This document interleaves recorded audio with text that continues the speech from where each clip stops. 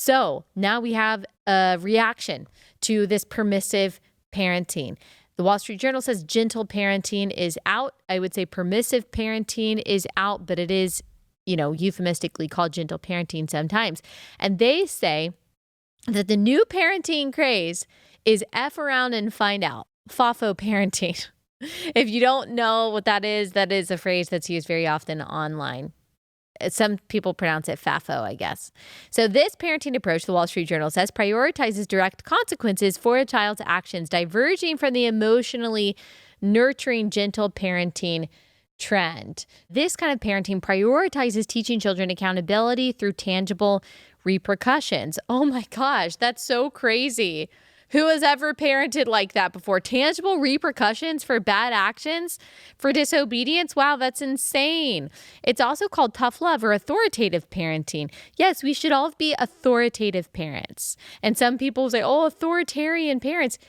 Yes, you are the authority in your home. Someone's going to be an authority. If you're not the authority in your home, your 3-year-old's going to be the authority in your home. That is disordered, and you are setting them up for failure if your 3-year-old is the authority in your home. I am not saying any of this is a perfect parent, by the way.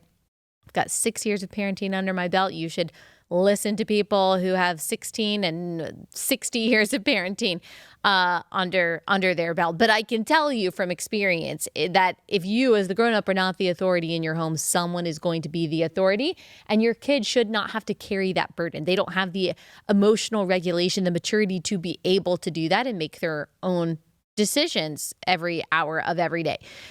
This kind of parenting, says Wall Street Journal, involves letting children face the natural outcomes of their actions. It's based on the idea that parents can ask and warn, but if a child breaks the rules, mom and dad aren't standing in the way of the repercussions. Won't bring your raincoat? Walk home in the downpour. Don't feel like having lasagna for dinner? Survive until breakfast. Left your toy on the floor again? Go find it in the trash under the lasagna you didn't eat.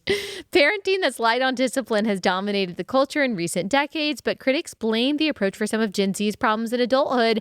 Yes, like not being able to look in people's eyes, like looking at you like you are a crazy idiot for asking for coffee when you're literally at a coffee shop, and just like the overemphasis on, I'm sorry, like that's outside of my realm of comfort. I'm not comfortable doing that. I don't want to do that. That's outside of my boundary. Boundaries are good, but the overemphasis on this is what I am entitled to makes some Gen Z, not all Gen Z, some Gen Z really bad employees, really bad friends, and just really difficult to be around. I have been around stellar Gen Z people, stellar teenagers and young adults, and the difference in these young people is that they had good parents. They had parents who told them no. They had parents who said, no, you're not going to get a phone. I'm sorry, you're not going to get a phone when you're 11. You're not going to have social media when you're 13. I know all your friends are doing it. I know it's difficult to be different, but as Christians, we're called to be different. So get used to being weird, because as Christians, you're going to be seen weird everywhere you go for the rest of your life. The parents that were okay with that, the parents who knew that their role was to steward and to be an authority and to love their children in that way, while still being as kind and as gentle and as supportive as possible, those are the kids I've seen that can look you in the eye, that can sit through dinner and they're not looking at their phone. They're not obsessed with social media. They're not obsessed with themselves. They're willing to work hard, even when it's not fun. We all want to raise kids who turn into those kinds of young adults. But so many parents, I think especially Gen X parents, were just convinced that disciplining your kids is mean, that it's brutal, that it's unkind, and that you're supposed to be your kid's friend. That is not your primary role.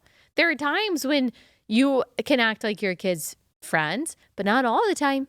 That is not your primary job, and that's not the way to love our kids. Now, I'm not endorsing every form of punishment that is listed here, but yes, having tangible repercussions for our kids' actions is loving. Now, here's what I would not say. Okay, here's an example of this that I would not do because it's lack of self-control and immature. And maybe some of you disagree with me out here, but They're also, again, this is a secular response to secular, psychology takeover of parenting. So there's a FAFO parent that's included in this article who says that she bit her child back to stop the behavior of biting. I bit mine back and she never did it again. Yikes. I would not advocate for something like that. But I do think that there should be tangible consequences that make sense, that are directly related to what your child does. Because not only are you loving them, but you're also loving your neighbors by disciplining your child in a healthy way. So I would say the response to the gentle parenting, we're moving better in the right direction. The reaction to permissive parenting.